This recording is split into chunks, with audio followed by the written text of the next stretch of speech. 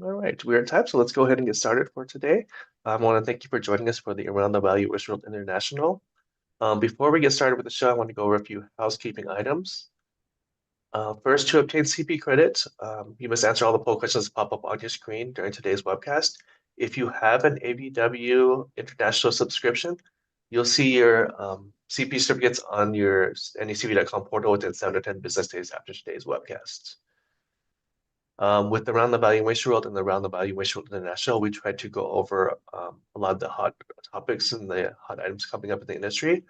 With the 1 hour that we have and the 2 hours in the other webcasts we have, we don't have enough time to cover all of the information that's coming up. So we do have links to different resources that will help you stay abreast with all the industry hot topics and going on. This is our page showing our editors. We have Wolfgang Nies, Andrew Newman, and Pratik Shah, and also Brian Jones, who is our advisor.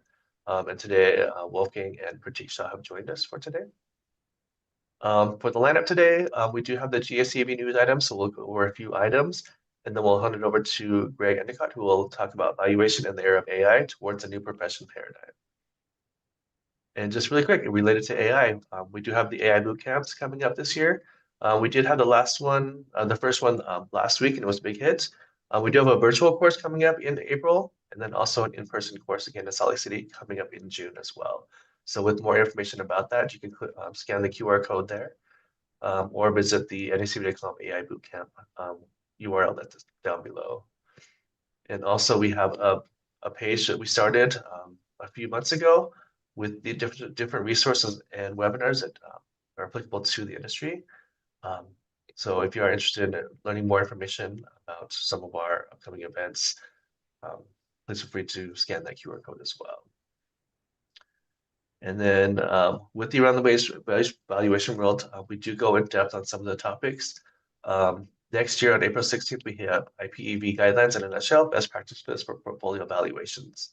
And we'll have more information about other sessions that are coming up in the future as those come up. So, and with that, I'm going to turn time over to Wolfgang, who will get us started with the presentation today. Yeah, thank you. Thank you, Chanda. And welcome everybody to our second show for this year. Yeah, it's a great pleasure for me to introduce Greg Endicott. He is CPA, ABV, ASA in the US. Greg is a managing director at Strategic Value Group, where he has advised clients on valuation and financial reporting matters since 2004. His work spans business valuation, compensation valuation, multidisciplinary engagement across industry, including healthcare, tech, real estate, and manufacturing.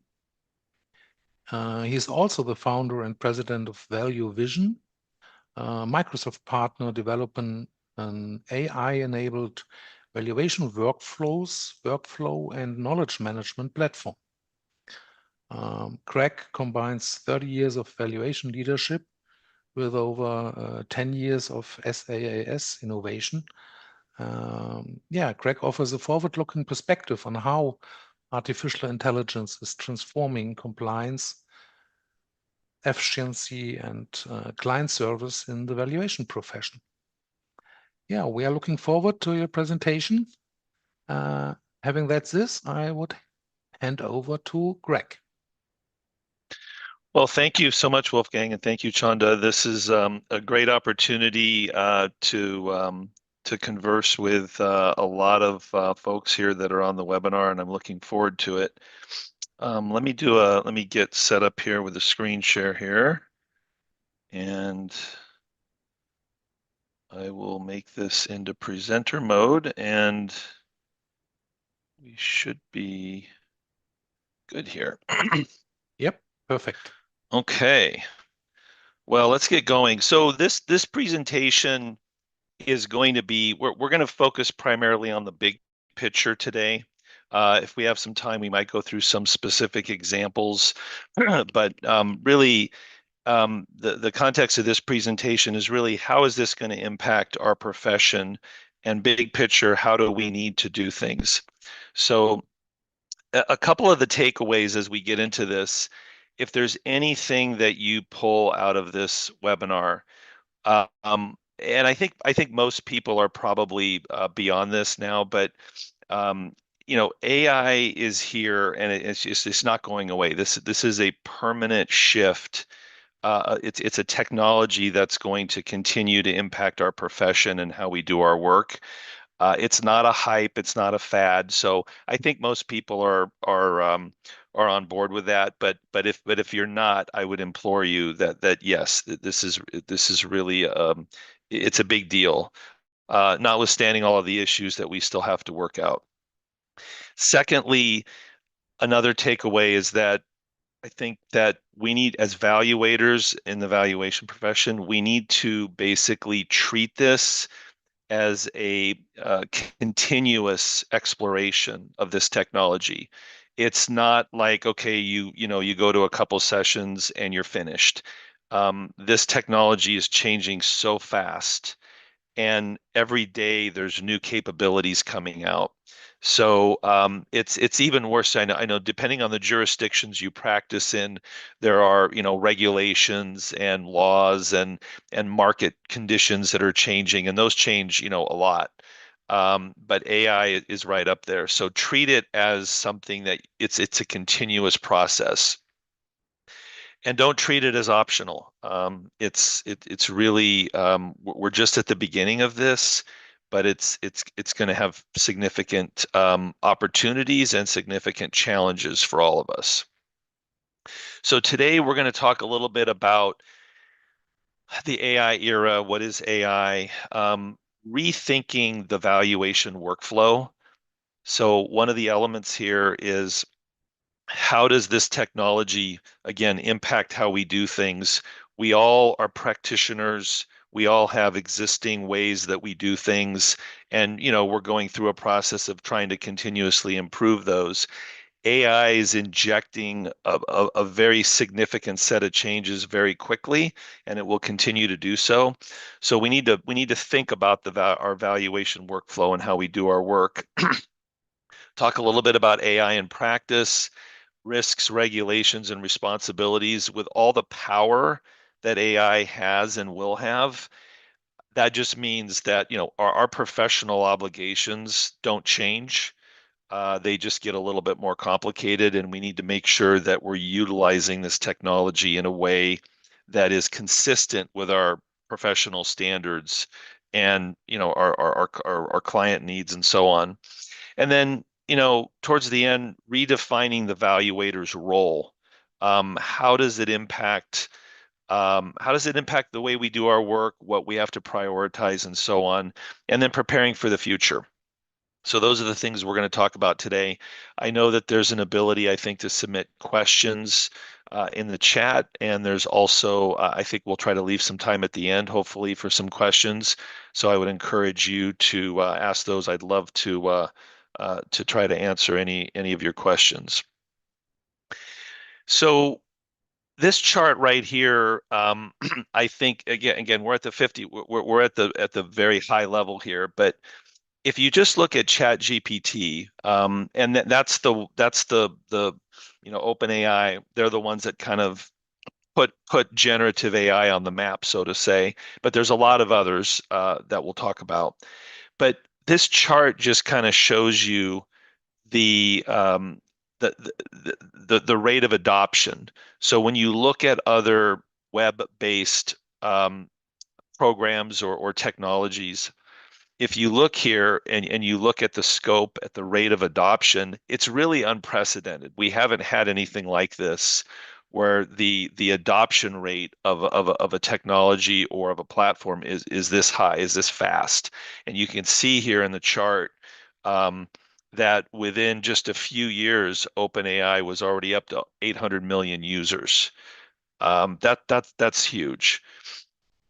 And just for comparison purposes, most of you, I'm sure, are familiar with Google and their search, which a lot of us have used for years. And if you look at that, if you look at how long it took Google to do the same thing that ChatGPT did, it was 11 years versus GPT in 2 years. So that's how fast this is happening. And that's just user adoption. That's not even talking about the underlying technology.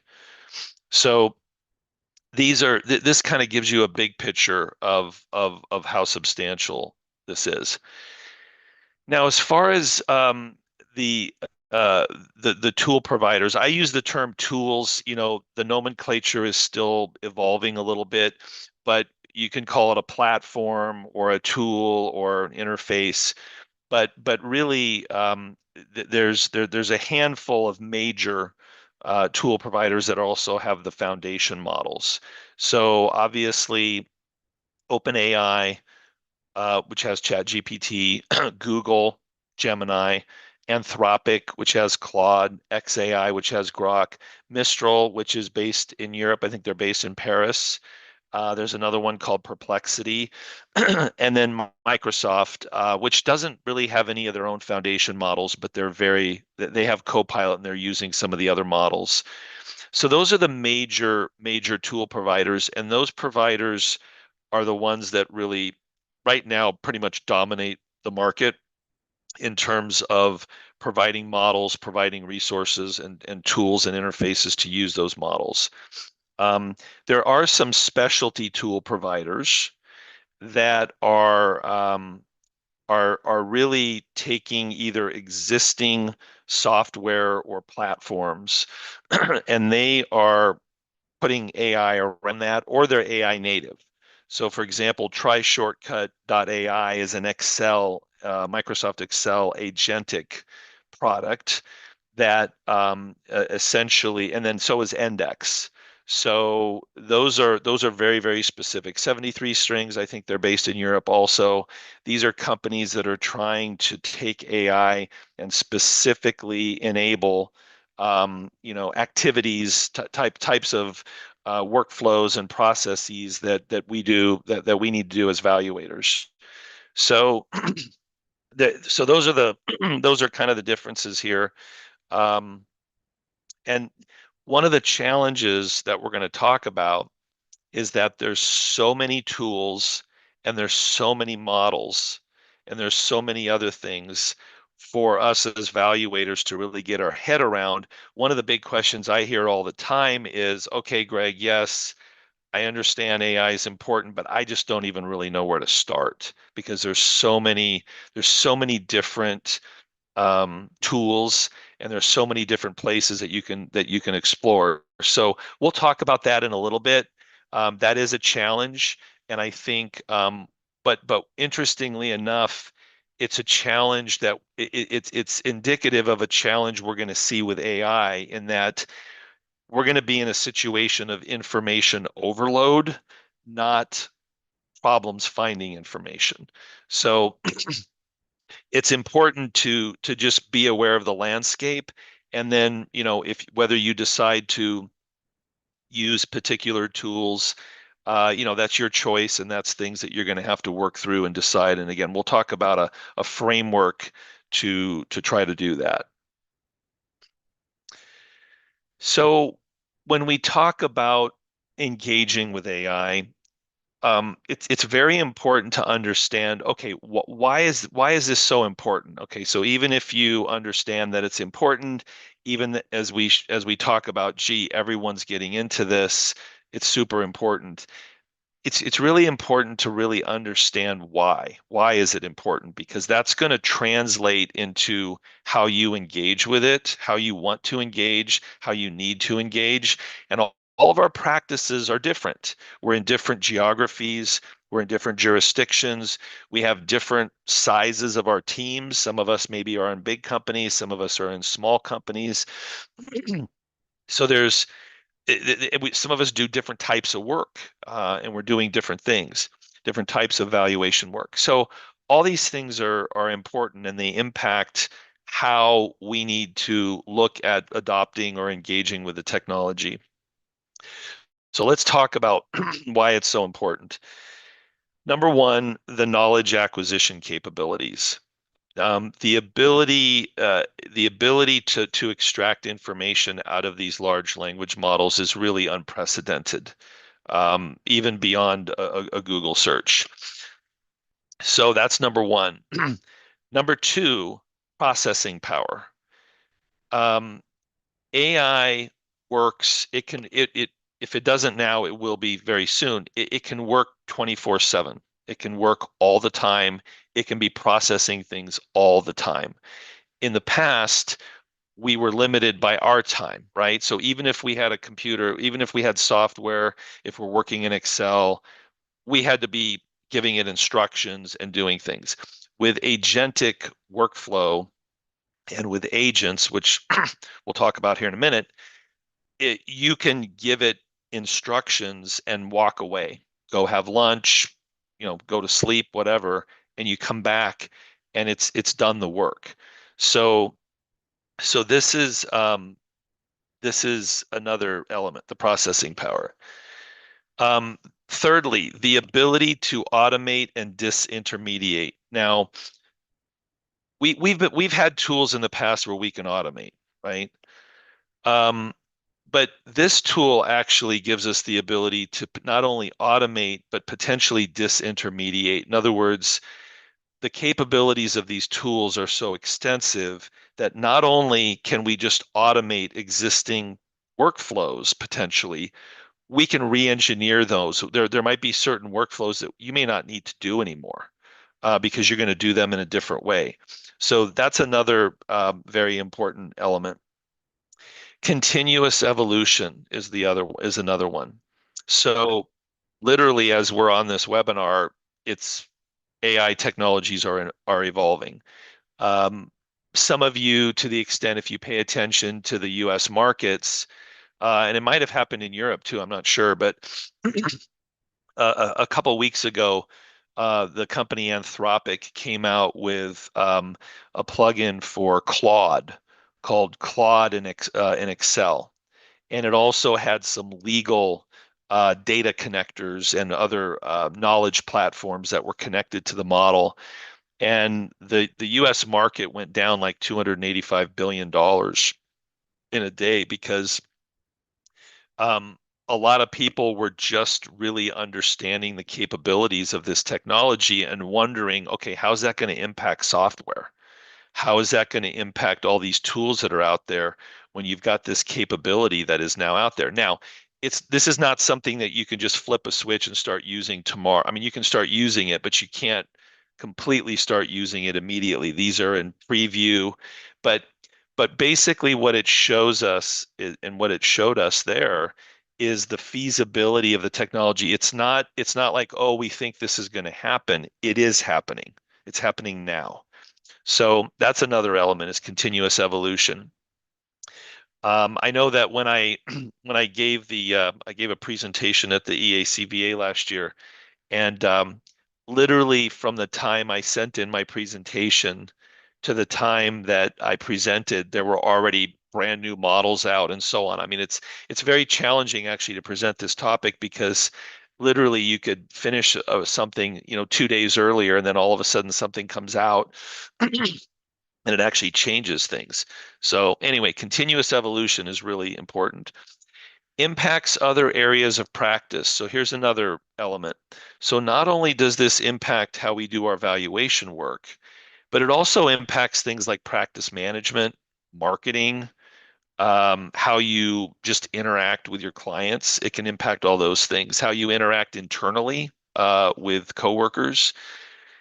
So it has a fairly ubiquitous impact. And the last thing, that's not really the topic of this presentation, but the other thing is that as you're doing valuations, when you are valuing companies, when you are valuing assets, the technology itself, you have to understand how it's impacting the companies that you're valuing. So it's not only impacting us as practitioners and how we do our work, but it's also impacting the companies that we're trying to value. And that might be very different depending upon where they are, what they do, and so on. Risks. So there are huge risks with this technology. And the risk, managing those risks is evolving essentially at the same time as the technology is evolving and as those risks become apparent.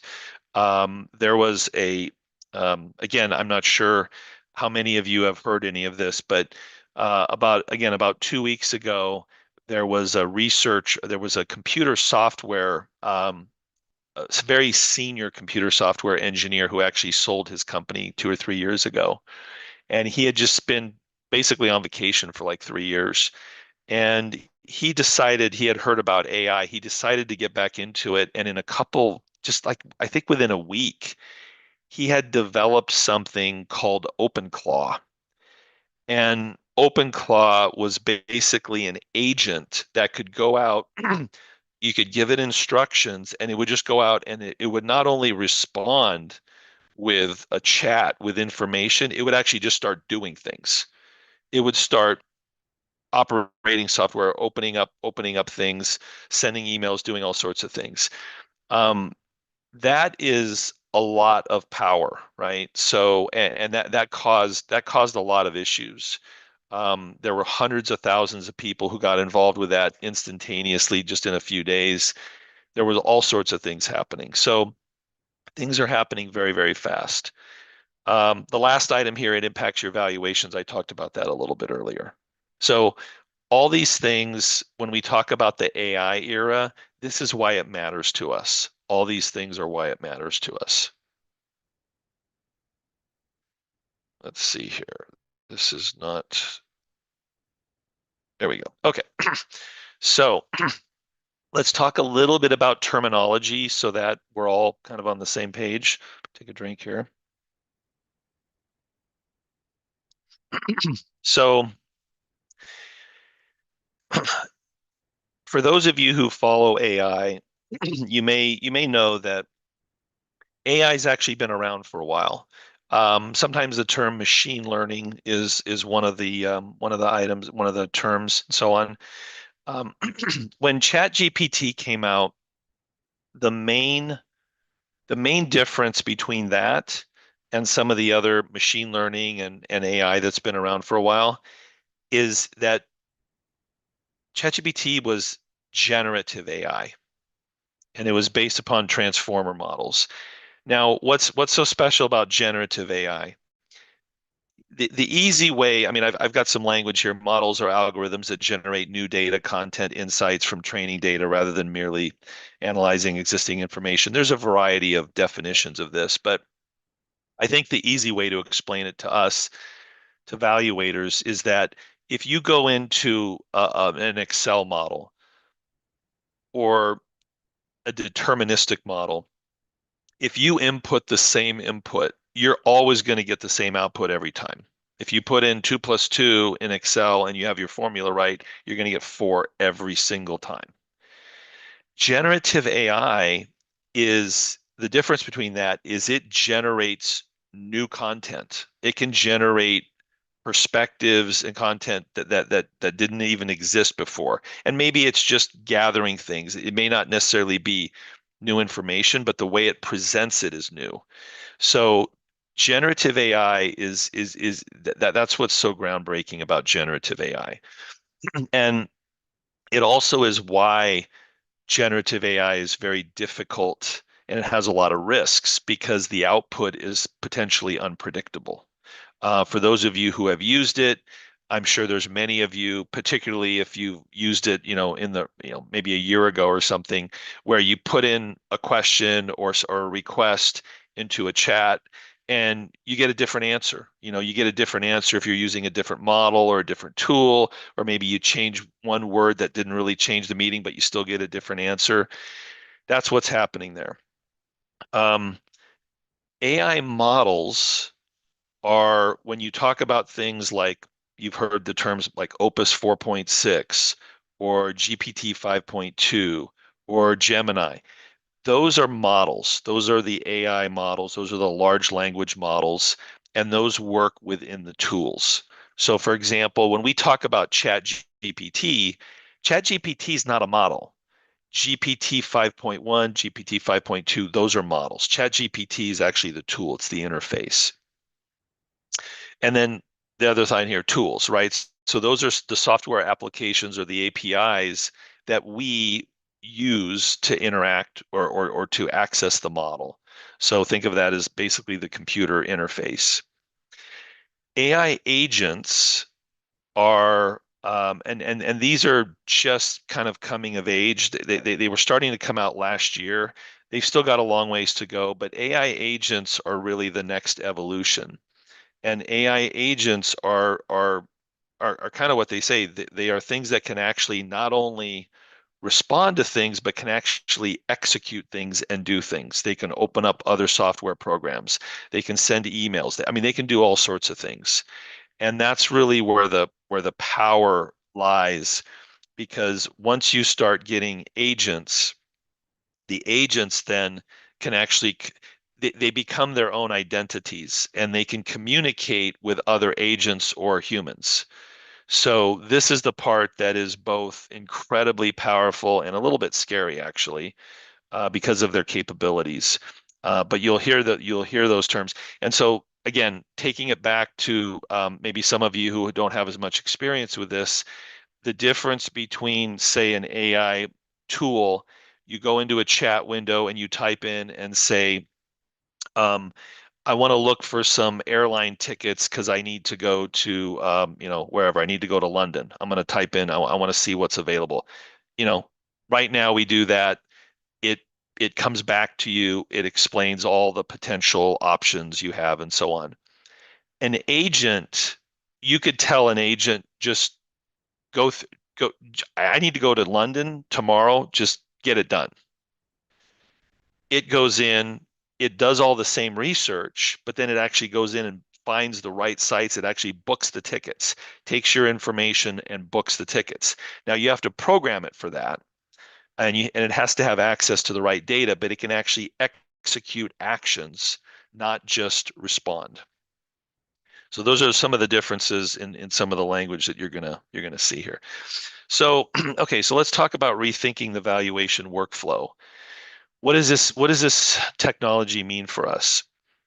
I think the one way to put it is that the traditional workflows that we've been accustomed to are probably going to evolve into dynamic, kind of data-driven ecosystem that progress and either, sometimes automate things, again, sometimes disintermediate things and so on. And we're going to really move from a document centric, like, oh, here's the set of financials, or here's a PDF with this, or here's that. We're going to be moving towards a more holistic data centric valuation process as opposed to looking at individual documents. Now, and we're also going to be looking at integrating AI into literally every aspect of evaluation engagement, from scoping to data intake to analysis to reporting and, importantly, to compliance. We're going to have an emergence of AI native workflows, and that's going to be, a lot of the tools that people are trying to develop right now are trying to do that. That's one of the things we're working on. So AI native workflows, where the workflow is designed for the capabilities of AI, not necessarily primarily designed for the way we work as humans in terms of the way we look at things, right? So for example, if you think about all these types of things like file naming, how we organize things, that's been designed for us. And it's designed in a way that we can hand off to other colleagues and staff and so on. And we all have our different ways of doing that, right? Depending upon how we work. But those are all things that we've developed those over time as we've worked in the profession, and that's what we do. In the future, we're going to need kind of a hybrid, right? So we're going to need to consider how AI needs to work in order to do the things we need it to do, and we're also going to need to, remain with human in the loop. The term kind of is a human in the loop, right? No one is really thinking right now that you can just set AI off to do evaluation for a lot of reasons, for technological, for our professional standards, for just common sense and risk. management, and so on. So human in the loop remains critical. So we're really looking at rethinking the valuation workflow and making it understandable to AI and humans, right? So so those are some of the things, workflow implications, and it's just gonna look a little bit different. Okay, let's go to the next slide here. Okay, so redefining the valuation process. These are just some bullets here. I think things are going to get faster. I think that things are going to get more accurate. Now, they might get less accurate before they get more accurate. Implementing these tools is not easy, and it requires a lot of it's some things are very easy to do. Like you can go in right now if you have a good subscription to one of these tools, you can go in right now and probably get a pretty decent like industry report or research, if you know what you're doing and you know how to do it. But once you start getting, that last 10% of, and as valuators, we need things to be accurate, right? 90% is not good enough. They need to be accurate. So it's one of those things that it's fairly easy to get a lot out of these tools if you know what you're doing and you're trained on them, but it's not so easy to get everything you actually need out of the tools. So accuracy is a big issue. Continuous learning and knowledge retention. Again, that's the AI. So you know, having knowledge repositories, having information, having what I call data hygiene, making sure that you've got good data hygiene. That's super important. And then enhanced analytical granularity. What does that mean? That means that AI is going to give us the capability to potentially do things that we either didn't do because they didn't make any economic or practical sense. It doesn't make a whole lot of sense to spend 10 hours of analyst time to try to do something that may not really have a hugely impact on the valuation. But if it can now be done in, 30 minutes, maybe it is worth doing. So those are the types of things, and there's perspectives and so on that are out there that we can actually look at that we couldn't look at before. One of the areas that this is happening is in real estate valuation. So real estate valuation is taking a lot of the AI tools and they're doing things like looking at visual mapping, GIS data, those types of things. And they can actually just through visual image processing, AI processing of visual images, they can tell all sorts of things. And that creates a whole nother possibility for analytics as a result of that capability.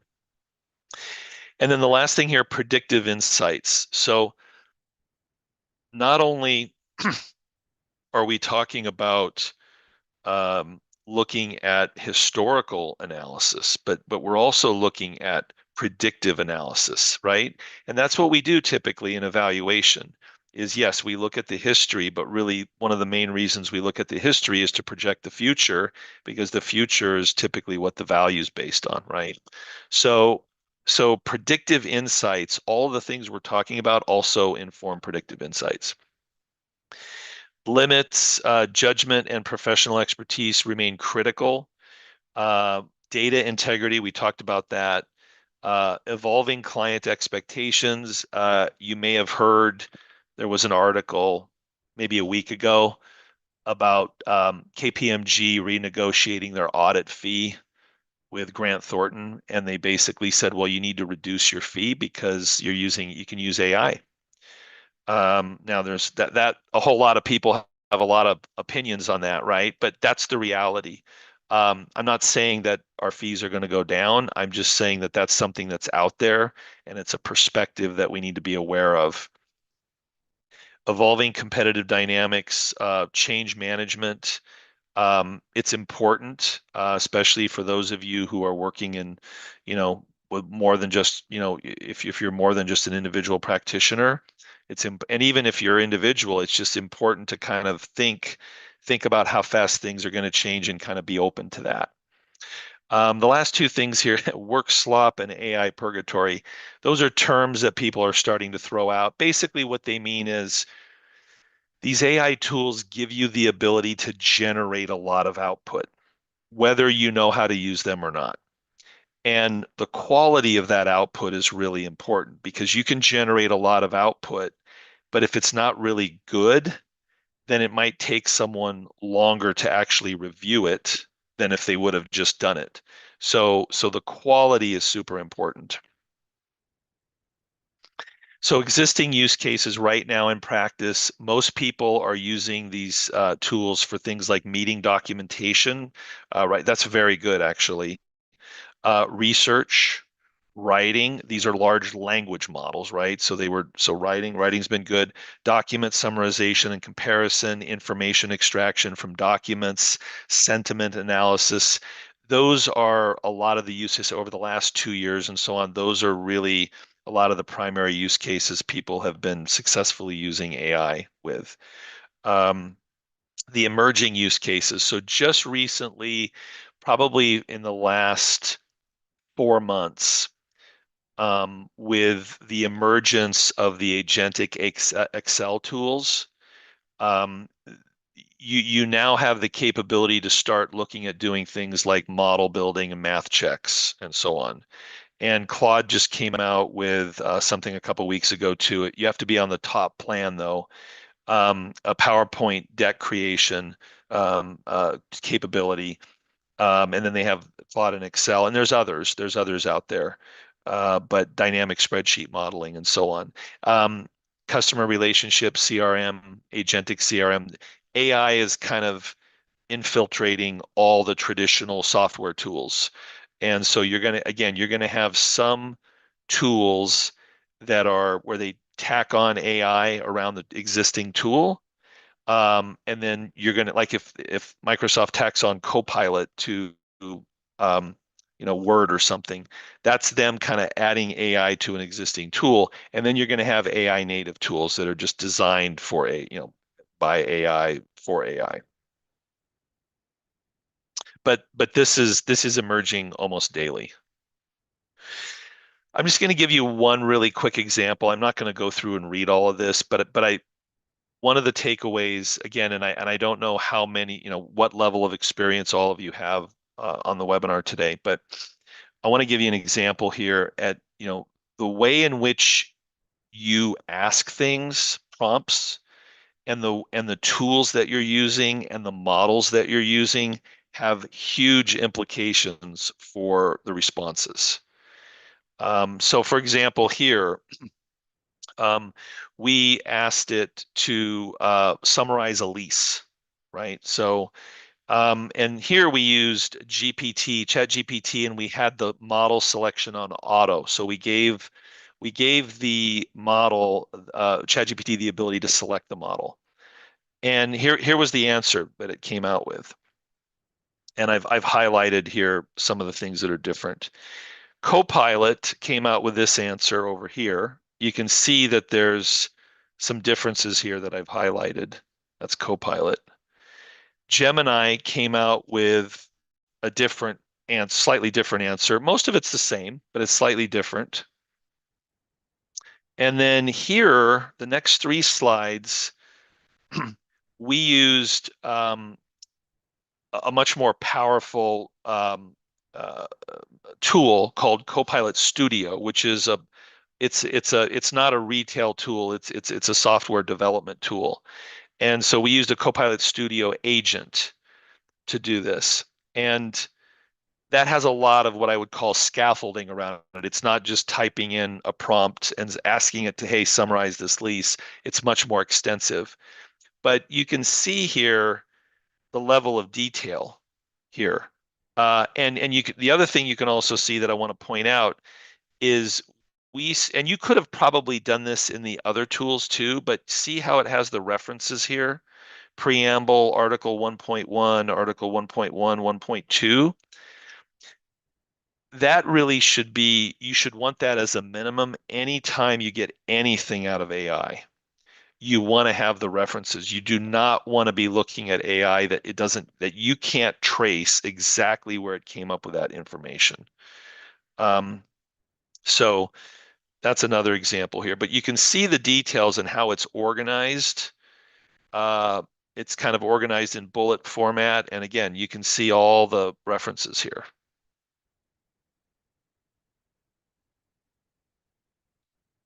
And so again, now here's another thing. Look at what it did here at the bottom, issues to review. So not only did it give the answer, but it actually now is saying, hey, wait a minute, I'm going to go a little bit further and I'm going to highlight a couple things that I saw in my review that you need to look at. So that's another thing. And again, for those of you who have been using AI, you'll see that they're coming back, that the tools are getting more sophisticated, asking questions and so on. Okay, so let's talk about risks, regulations, and responsibilities. Accuracy, reliability, security, privacy, confidentiality, and then transparency and auditability. That's a big one. That's a huge one, right? And with AI, you have your traditional elements of confidentiality. In other words, you can't, you don't want to be putting client information in and sharing and things like that to a tool that's not secure. But you also have an additional element, and that is you want to make sure that whatever tool you're using, it is not being used to train the model. So if you're on some of the free plans or depending upon which tools you're using, that's a huge thing that you have to be very careful of. Do not use it to train the model. And then you have to look at other things. You have to look at the agreement. I encourage you, whatever tool you're using, you need to look at that tool and understand what the security requirements, what the security guarantees are. And you also need to make sure that you have in your account the proper settings so that you are not in it. You might think it's confidential. Oh, it's my account. No one can access my account. But if you're using it to train the model, and sometimes there's a toggle switch, then it's not confidential. Consistency, bias. Bias is becoming maybe a little bit less of an issue. Bias is coming up sometimes because these models were trained on internet information, right? And we all know that internet information is not necessarily accurate. You can get a lot of things on the internet. So, but there are ways to do that. There are ways to engineer this and prompt things to try to eliminate that bias, and that's gotten a lot better. Ethics and compliance with professional standards. We're going to talk about that here in a minute. That's really important, obviously. And then cost benefit. Um, I'm not here to say that everyone should just run out and implement AI completely because, there's a lot of costs. There's a lot of effort that needs to go into that, and it takes some time. Okay, valuation professional organization, guidance and activities. I'm not going to go through all of these. But this is a fairly comprehensive list, I think, of all the documents and guidance and requests for guidance that you're getting from a lot of these organizations. And if I missed anything, I apologize. And please let me know because I'd like to have this be, complete. But as far as I can tell, these are all the major VPOs that have issued something specific along with the dates. And I know that there's a lot of, as was just referenced at the beginning of the webinar, I know NACVA and GACVA and EACVA have been very, fortunately so, been very active in terms of promoting, AI education and so on. And I think that's great. Okay, risk management. I want to point out one thing. So in your engagement letters, and I'm just putting this out there just just to look at, but I want everyone to understand that there's two components.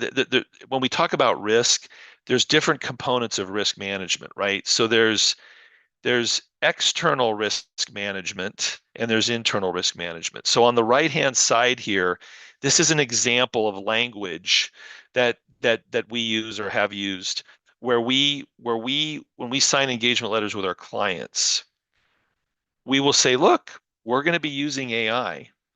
We may be using AI. We want to reserve the right to use AI. But if we do, we're going to make sure it's confidential. We're going to adhere to all of our confidentiality regulations and so on. And it's going to be de-identified. It's not going to be used to train models and so on. So that's that paragraph on the right. On the left is external risk management. So let me give you a hypothetical. Let's say you send out a report that has confidential information, and maybe in your report you have, typical language that says, hey, the client can't publicize this, or they can't do things with it. It's just for their internal use. What happens if they put it into AI and they're not paying attention and they are using it to train the models? And a year later, someone somehow gets a piece of information in one of their answers to their questions. It's possible. So it's basically the external risk management is kind of saying the same thing about the client and saying, hey, client, you are going to be very careful and you're going to adhere to the same requirements. So let's talk about redefining the valuator's role. If you look at our current or historical roles here on the left-hand side, and again, maybe I missed a few things, but like here's all the things that I think about. We're financial analysts, we're industry analysts, we asset economic, we're legal analysts, we're researchers, we're administrators, managers, we write, we communicate, we teach, we critically think, some of us have to manage our practice. It's a lot of stuff that we do. That's one of the reasons it makes valuation, I think, so interesting, but it's also challenging because it's not just one set of skills. We need to start thinking about how those skills need to evolve in the future, with AI being a big part of how we do our work. Keeping track of knowledge capital, organizing data, understanding what data is important, being able to ask the right questions in the right way, in the right place, being able to really oversee AI, being able to review something to ensure that it's accurate, it's the same thing we would do if we had a human colleague and you delegated something, you would review it, right? You have to do that with AI too. And sometimes you have to do it in a different way. But AI interpretation, AI validation, and AI governance. One of the things I would encourage all of you to do as you engage with AI is to create an AI policy.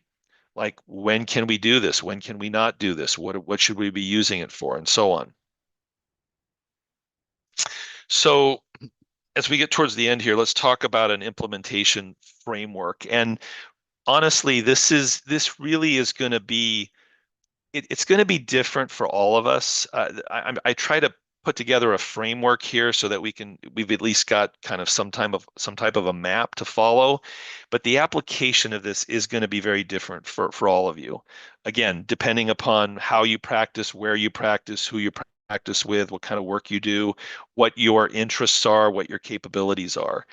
But the first thing is awareness and strategic alignment. So you need to build AI literacy, and I think attending a session like this is a good thing. I think a lot of the other educational sessions that these organizations are providing is another good thing.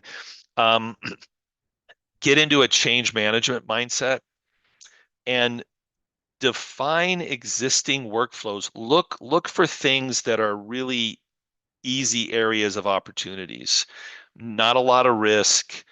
There are things that'll create a lot of value.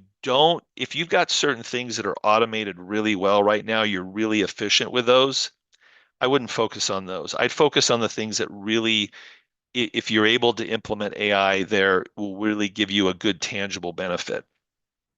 Phase two, you need to organize and structure your knowledge capital. And what do I mean by knowledge capital?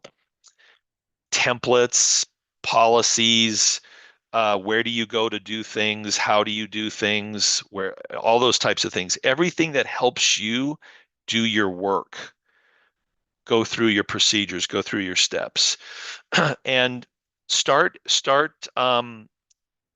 understand the tools that are available and start testing. Now, many of you may have already started to do that.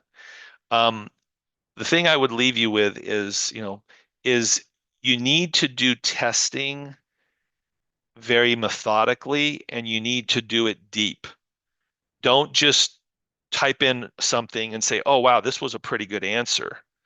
Because that's, again, it might get you 90% of the way there, but then you're going to be stuck because you're going to have to spend a bunch of time reviewing it and so on. So you want to try to, uh, you know, look at the inputs. What are you putting in? How are you processing it? What are you using tools? Which tools are you using for AI? And what is the output you're giving? So think of it as inputs, process, and outputs. Phase 3, optimization and institutionalization. So ongoing recalibration. As I said earlier, this is a continuous process. This is not, oh, gee, we're done. Because even if you get something working the way you like it, eventually the model's going to change. There's going to be other things that you're going to think about and so on. But yeah, so going back to this, that's really the overall phase. So it's recalibration. So it's kind of like a circle. You start out, see what you test, you implement it, and then you refine it. Now, there's going to be certain things you're going to try to test, and they're not going to work.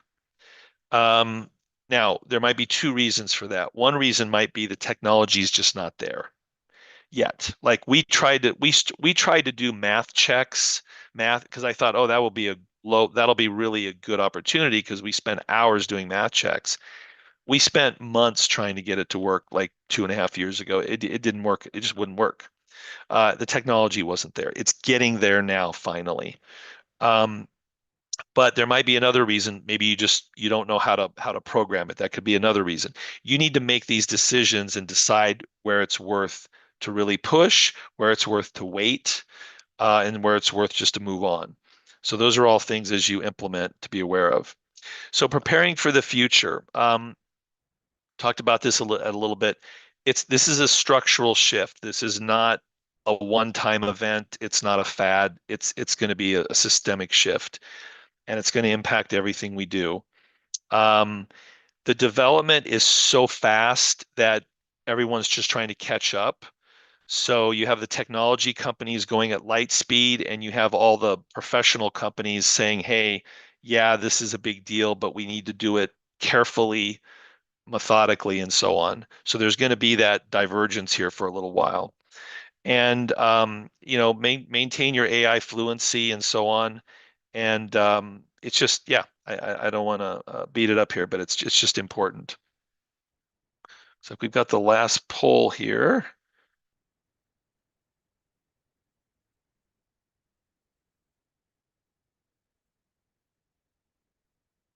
And keep going here to the next slide. Okay, so as far as resources, I would encourage you to follow, you can follow NACVA, follow GACVA, follow EACVA, follow any other professional organizations. They're generating a lot.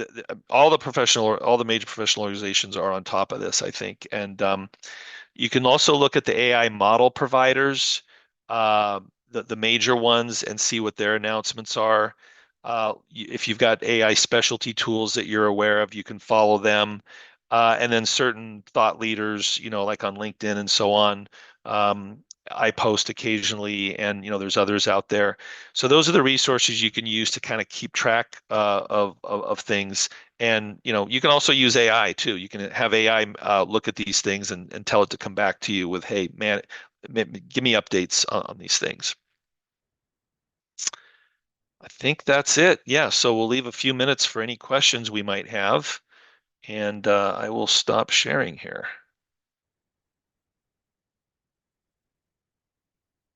Yeah, thank you. Thank you, Craig, for this presentation. We received some questions. Okay. More than one is on the question, is a question on, could you recommend AI tools, especially focused on valuation, or for example, report writing, contract reviews. There was a question if a Copilot Studio Agent is good for report writing questions. Yeah. Do you have any recommendations?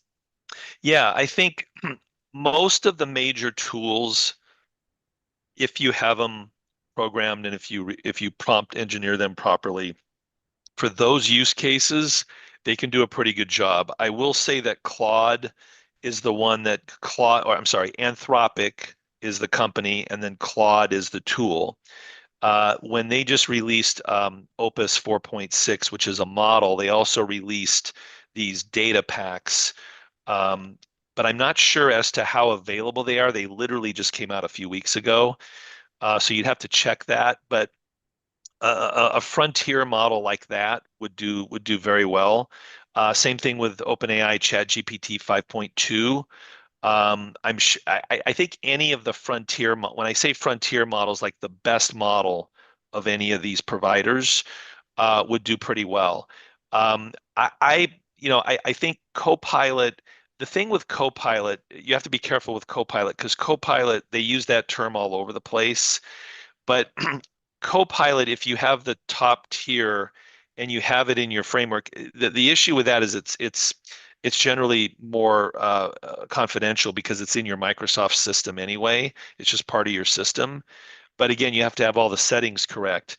But I'd say any one of those tools can do those use cases pretty well, the writing and so on. But Copilot Studio or M365 Copilot, you can program a little bit more. And so, yeah, I think you just need to explore a little bit. It's not like there's one model that's perfect or there's one tool that's perfect for that, but any of those would probably be pretty good. Okay.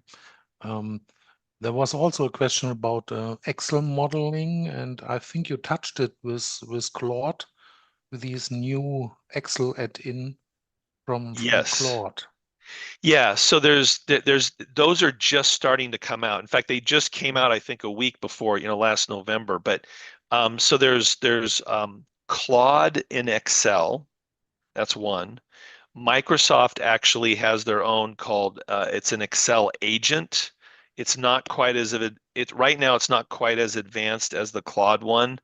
But I'm sure it'll catch up eventually. But right now, it's not quite as advanced. And then you have some other specialty providers like TryShortcut.ai and Endex, Endex. Those are also out there that they're trying to create this agentic Excel because that not only has ramifications for us as valuators, but like investment banks, other analysts that work in spreadsheets. So those are a handful of them, and there'll probably be more. Hmm. Okay. One more question about Python. So, the AI tools often use Python codes to prepare the output. And would you think that the use of Python might impact the workflows in the future for evaluation? Sorry, Wolfgang, it's Python, right? The Yeah, programming Python. code. Yeah. Well, I think what that does, I mean, for those of us who know Python, that's a helpful thing, right? I don't know Python, but it's a programming language, and it's a programming language that's used a lot with respect to quantitative modeling and things like that, and financial information. Um, I think the impact is going to be twofold. Number one, it's going to give people who know Python, who can use Python, it's going to give them a little bit of an edge because they can go in and they can use that tool more effectively. They can leverage that knowledge more effectively. But also, I think eventually what that does is it allows, when we talk about like these AI agents, it allows the AI agents to do that more. In other words, it just allows these systems to communicate better. And whether they communicate through Python or other languages, it's almost like a form of an API, because it just allows these, whether it's people or whether it's other platforms or systems or agents, it allows them to connect better and more seamlessly. So I think it was a big step forward. That happened last year. Microsoft started building that in and so on. And that was really one of the things that allowed for these agentic Excel capabilities. I think it was a big part of that. Okay. Yeah, thanks to everybody joining us today. Thanks to Greg for this great presentation and his view on this permanently developing topic.